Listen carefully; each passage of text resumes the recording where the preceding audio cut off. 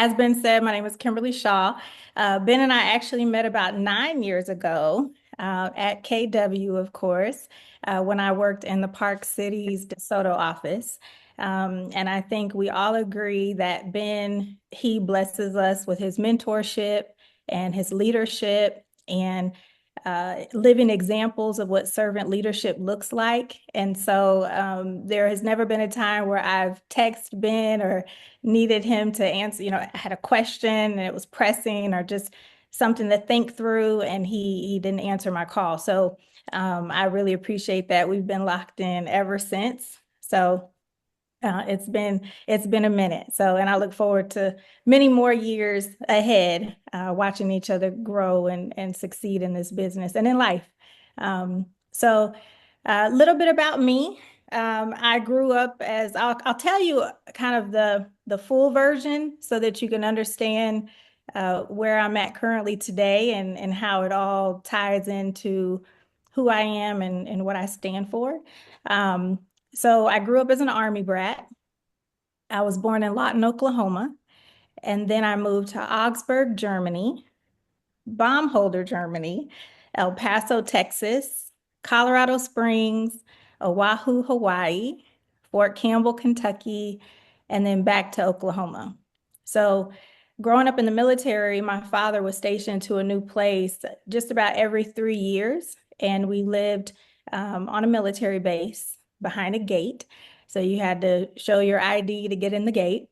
And ironically, as much as I saw the world and I was experienced to so many other cultures, I still lived in a bubble of some sorts because I was very naive to how the world behind those gates or outside of those gates worked.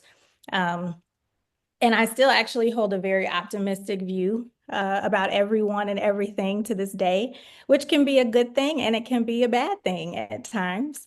I went to 7 elementary schools, 10 schools in total before graduating high school, where then I went to Oklahoma State University for undergrad.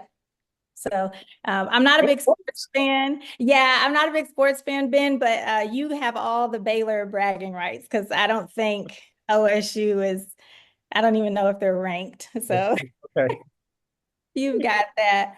Um, but in 2008, I moved to Dallas. This has been my home ever since. It's funny because of my internal clock and moving every 3 years. It feels like I'm supposed to move every 3 years. So I've lived in 8 different cities throughout the Metroplex since I've lived here. I currently, the home I'm in now, I live in the Mansfield area, and I've got the itch right now. It's coming up on my 3rd year of being in this home, and I've got the itch. So I just thank God I'm a real estate agent because, this it could get pretty costly in fees. But yeah, but the benefit that it has given me, like moving around, I do have a knowledge about the surrounding areas and anywhere from different school districts to shopping and entertainment, places of worship, and I keep up with the economic development that's happening in those areas to help expand my market knowledge. Um, so that is a bonus. In 2011, I obtained my MBA, and by that time, I had 2 sons, and I landed a job at in HR at the North Texas Tollway Authority. So my background is really HR. Um, so how did I get into real estate? Um, so I'll start with my grandfather. As a young girl, when I would visit him in South Carolina, he would drive me around in his pickup truck and he would point out to his properties and say, this will all be yours one day, Kimley. And he didn't say Kimberly, he said Kimley. So in his very deep Southern astute tone. And he stressed the importance of owning land because they weren't making any more of it. And that land that he owned is located within walking distance of the University of South Carolina, and it's actually still in our family's name today. So, Love yeah, that. yes. So in 2015, I obtained my real estate license while still working at NTTA. And one thing I inherited from my parents was this impeccable work ethic. And being the daughter of a soldier, I developed a get it done attitude very quickly in life. And so that said, as a single mother, I usually kept more than one job, whether it was corporate 9 to 5 and waiting tables in the evening or corporate and then real estate part-time. I'm usually in grind mode, Ben. So I definitely resonate with that. Um, and I can even remember my first paper route was 8 years old. My brother and I, when we lived in El Paso, my dad would bring in these big bundles of papers, and we'd cut the um, the tape off, and we would sit there on Saturday nights, and we would roll papers and fill them up in the back of our van. And on Sunday morning at 5 a.m., we had the van trunk popped open, and my brother and I were in the back, and he would take one side of the street, and I would take the other. And then through the week, we would go and collect the monies for the papers. And I remember that is, that was like something that we did to earn money. And my father and my mother instilled that in us. We would mow lawns, at 12. My brother would push the lawnmower and I would go door knocking and be the marketing salesperson. I would make flyers and babysitting, KFC. That was my first real job, and riding my bike to work. So I just can't remember a time where I wasn't being productive and pursuing more. And one thing I've always taken very seriously was personal development and goal setting. And I believe that if you are in the same place as you were last year, then you're not progressively getting better. And so I Right. always use that as like a benchmark um, to assess, am I growing?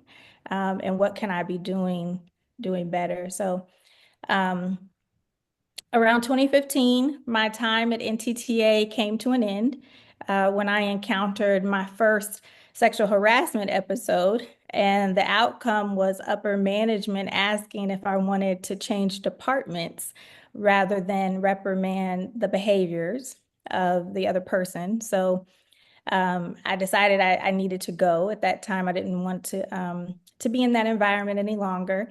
And I, again, single mother, so I pulled out my 401k, needing to figure out how I was going to live and survive.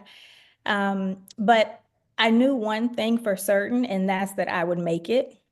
And I think that one thing successful people have is that um, unwavering faith that we're going to be okay. And no matter how many times we fall, we will always get back up. And that's what separates us from a lot of people. Um, so I began doing traffic control for a company in the midst of all of that. There was a lady who needed a business development person. I had no idea about traffic control or the construction industry at all. But learning it, and again, getting the material, I would knock on trailers. At this time, I had 6-inch heels, and I was knocking on construction trailers and asking them if they wanted to buy traffic control. I had no idea what I was doing.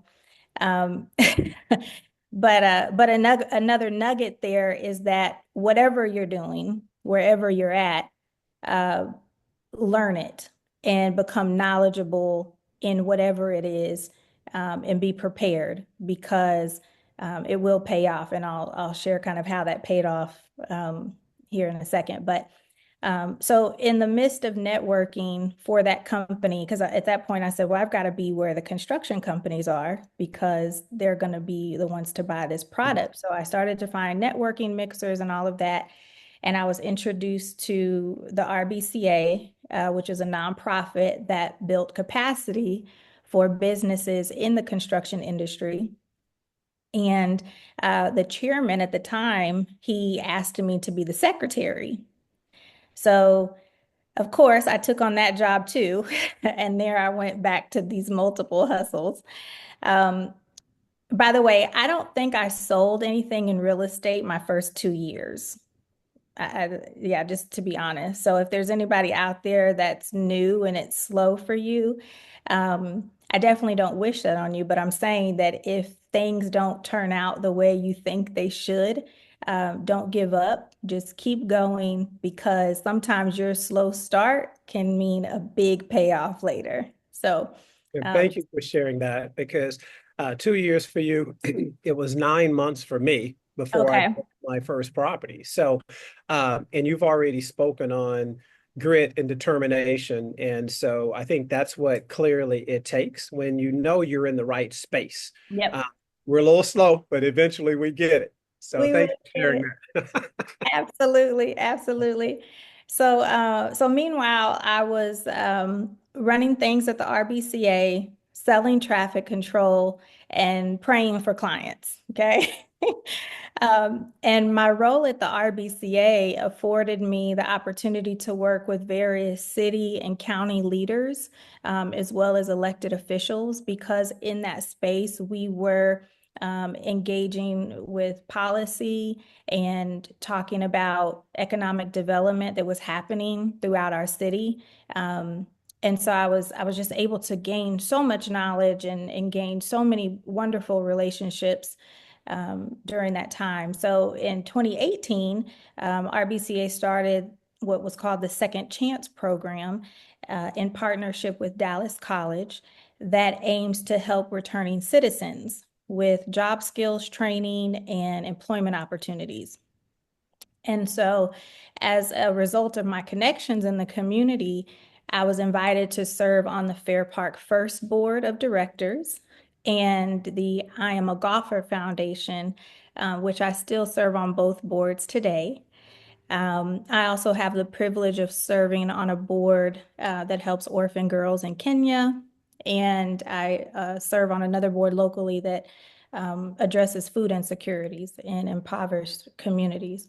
So, another nugget there, I would say, is to make sure that you are reaching out and being involved in your community. It doesn't just stop with real estate. It's also about really what it's all about is serving others and giving back. And honestly, once you, um, I say that uh, you have to unlock receiving by giving. So I think somebody else in your previous podcast had kind of said the same thing. So, but it really is about giving, and then you will receive. So, 100%. um, yep. Yeah. So fast forward, as years went by, I had sold several millions in real estate at this time. So the dream was never lost. It was just part-time. And again, like you said, Ben, it kind of takes some time. It's kind of like the flywheel. It's a really hard push when you first get started. But as you build momentum, that wheel just starts to turn on its own. Um, but it will slow down, so you got to keep turning it. Okay. Okay, so but in 2023, it was time to really go for it, and I stepped down as president of the nonprofit. So yes, I had worked my way up from secretary to president of the nonprofit over the years, and I decided to pursue real estate full time, and that's when I opened the brokerage. And I named it after a tagline that our dear KW legend, I don't know if any of you on this call know him, but his name is Julius Stearns. And he's no longer with us on this earth. But several years ago, he gave me a tagline, Just Call Shaw. And I said, you know what? I'm going to name my brokerage that. Um, and it's small. It's a small brokerage. It only has 4 agents. I actually don't have any plans to increase it for now, because while I love pouring into others, the liability gives me nightmares. So, um, My first agent to come on board was actually my best friend of 24 years, and whom I had to fire and refer her to a different agency because it was just too much liability. The first deal she had, we were in, like, it got legal. So, um, but we're going to Italy in July, so everything is good. Yeah. Well, I think you like to travel because I know, I think it was last 2023 you were in Paris, and I haven't gone yet, but the plan was we're going to do that, I think, within the next 6 months. So maybe we'll Absolutely. have to talk about that.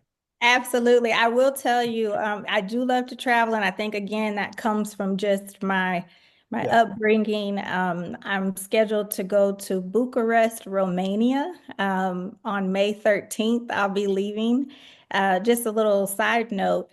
Dallas, there's a bathhouse called Therme, Therme. You may have heard it or seen it on social media, but it's expected to come to Dallas in 2030. It's going to be located, if you know where Riverfront is, where Riverfront meets Corinth, there's a place called the Longhorn Ballroom, and there's a hundreds of acres of land there. And this Therme bathhouse is planning to come right there. But I was selected, part of kind of like a focus group, ambassador group, if you will, to go check it out at their headquarters in Romania. So I'm just like, of course I'll go.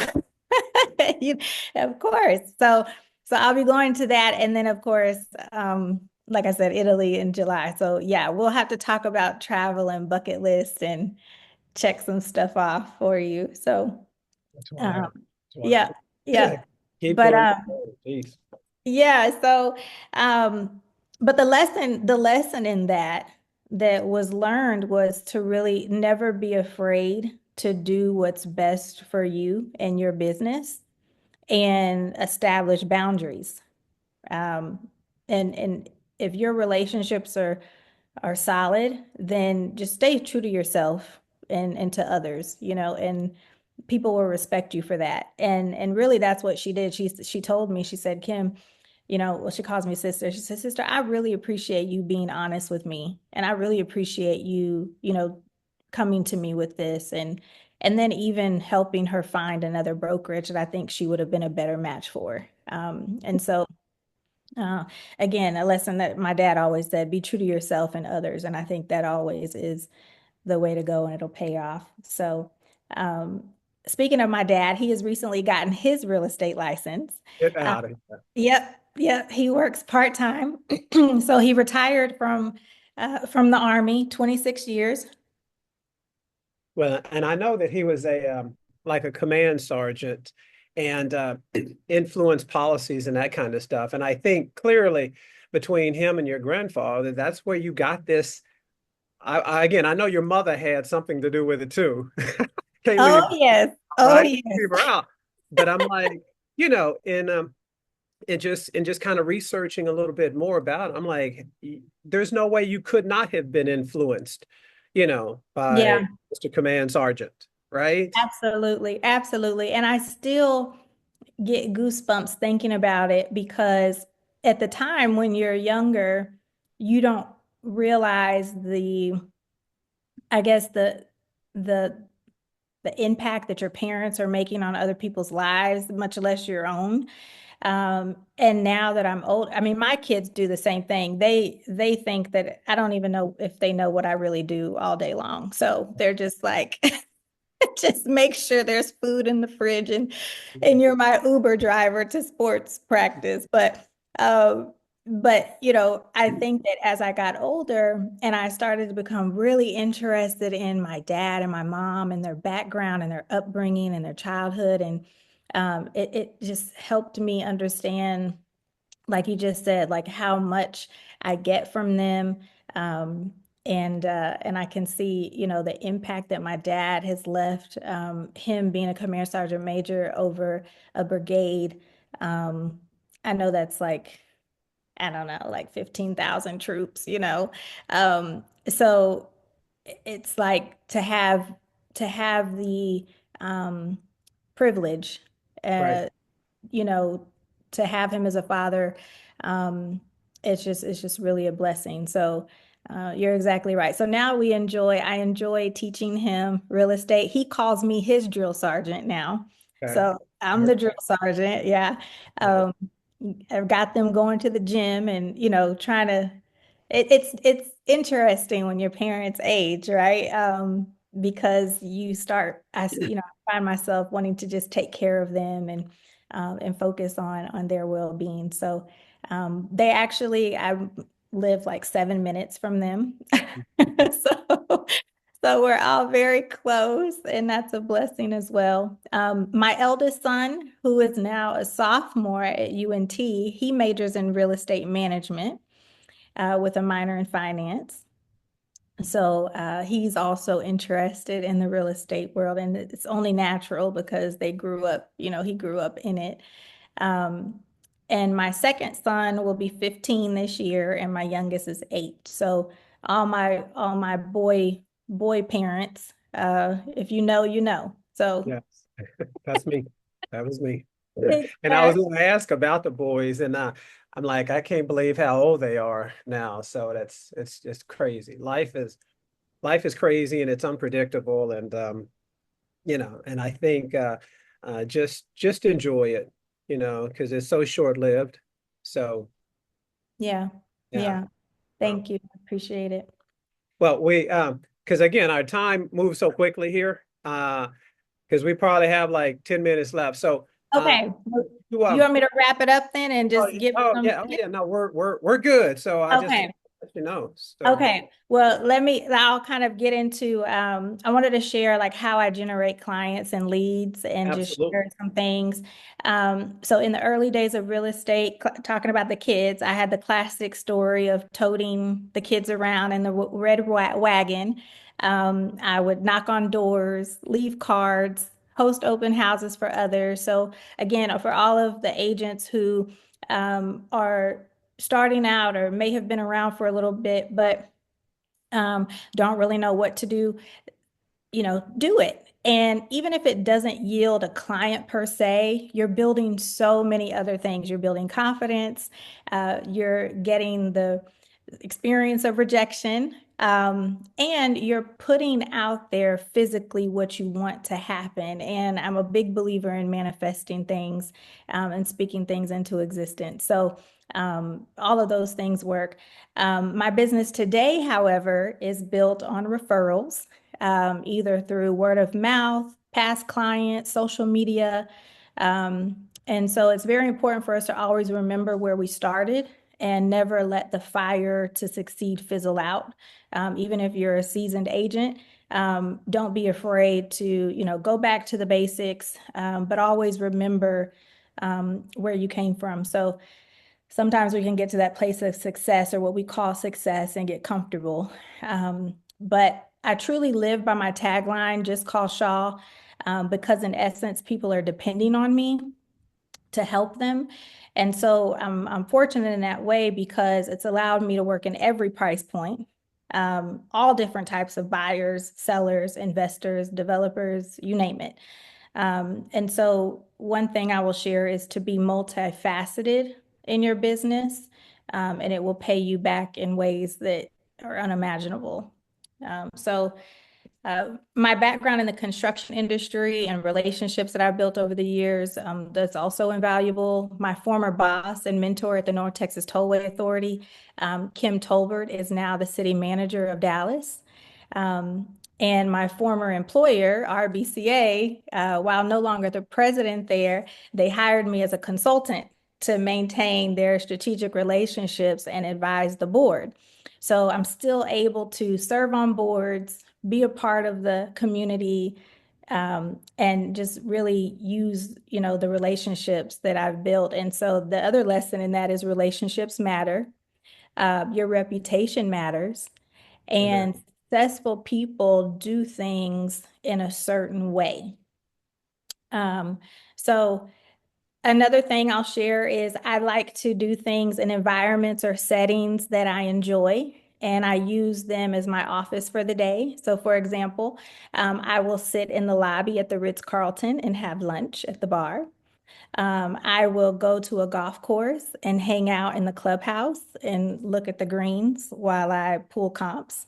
I might go to Sadelle's in Highland Park and catch a table outside, and I'll just talk to people. They'll see me looking at houses, and some people have approached me and, asked me about real estate.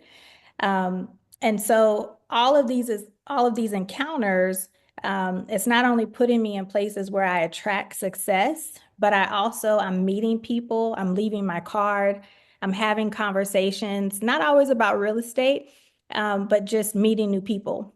And I'll share another lesson, and that is learn how to become interested in other people. It's very valuable. Sometimes you get caught up in just you and what you have to do. But if you really care and you listen to what other people are saying, you'll be really blessed to meet some interesting people with amazing stories. So that's another nugget. So I'll share this. Is pretty exciting. On an introductory phone call a few months ago. Well, let me go. I'll tell you how this ties into the work and the places that I frequent. So on a introductory phone call a few months ago, with referral clients from Colorado, the couple said that they were in the lobby of the Broadmoor Hotel taking the phone call. Well, because I had lived in Colorado Springs and I actually had lived down the street from the Broadmoor, I was able to make that connection and tie in. And in the same phone call, it turns out that they mentioned having lived in the Ritz before in Chicago, and they wanted to see one here. So, having experience frequenting the Ritz just for lunch and hanging out in the lobby, I was able to share that the Four Seasons in Las Colinas had turned to a Ritz and shared some fun facts about the activities that they offered there for the kids and in the summer and etc. So, having the knowledge and making this a way of life for me and how I do business, I was able to assist my clients and relate. So, another lesson, do your homework and be prepared. Okay. Okay, you mentioned the Broadmoor, so I honeymooned at the Broadmoor, so that's crazy. But see, that's such a connection. I love that. I love that. Of all places, that's Of why. all places. Wow, that's amazing. So, another interesting story. I got a call a few weeks ago from a friend of a friend. Again, most of all of my clients are referrals. Okay. So, I got a call from a friend of a friend who lives in Chicago. And he said his friend Scotty was looking for a ranch here in DFW and he wanted to refer me. So, after a few days of back and forth coordinating schedules, he sets up a call. I was driving to an appointment that evening. I had just picked up my son and we're driving in the car and the phone rings and it's my friend. And he said, okay, I've got Scotty under the line. I'm going to link you in. And so he links me in, and his friend says, Scotty, Kimberly, I've got Scotty Pippen on the line. Scotty, meet Kimberly. And I was like, what? Right. Scotty Pippen? Like the Scotty Pippen? Yeah, the Scotty Pippen.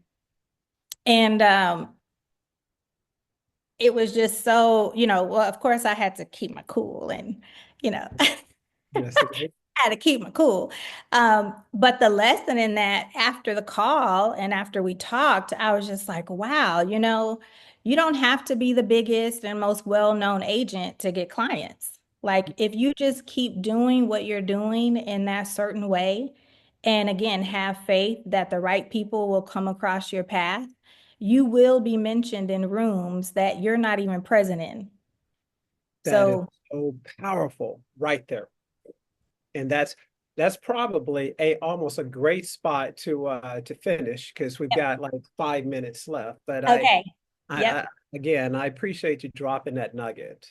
So absolutely. real quick, because I know you're a Beyonce fan, which is like, that's interesting. So go ahead. I enjoy me some Beyonce too. I'm just saying, right? Yep. So Cowboy Carter, Renaissance. right. Yep. So and here's something personal, which I don't know.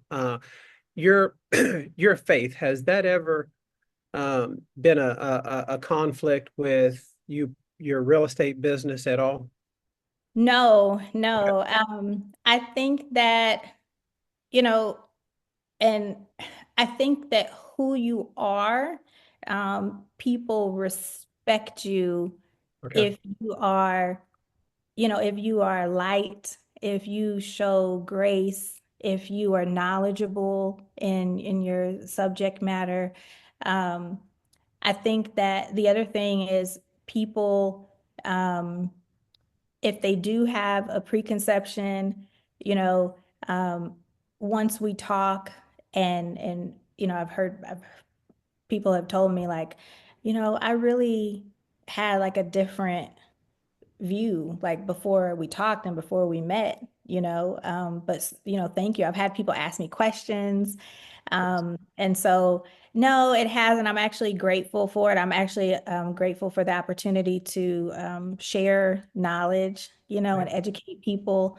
That's right. At the end of the day, I think that if you believe in something bigger than yourself, um, and you carry yourself again with like grace and love and light, at the end of the day, that's what matters, and it's humanity. Hey, So yeah, so thank you for asking that. I yeah, appreciate it. I figured, knowing you like I do, that it has not been a problem, but I know that, there is that element out there that it's unfortunate. Hopefully one day they'll grow up.